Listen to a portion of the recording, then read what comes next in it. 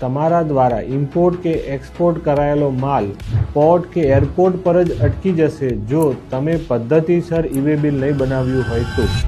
જીએસટીમાં export કે ઇમ્પોર્ટને interstate supply ગણવામાં આવે છે, એટલા માટે ઈ-વે બિલ બનાવવું ઇન્ટરસ્ટેટમાં ફરજિયાત. પરંતુ આપણે આજે એ સમજવાનું છે કે આમાં એડ્રેસ કયું નાખવાનું રહેશે.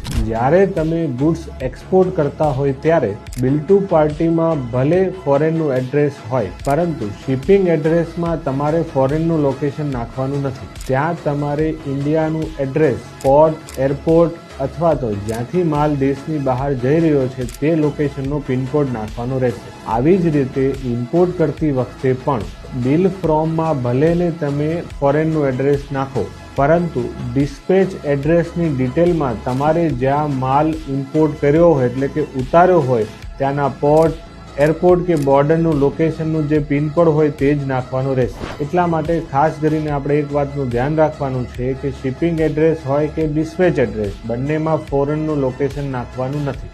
અને હા, આ વિડીયો તમારા જે મિત્ર ઇમ્પોર્ટ કે એક્સપોર્ટનું કામ કરે છે તેમને શેર કરવાનું ના ભૂલતા.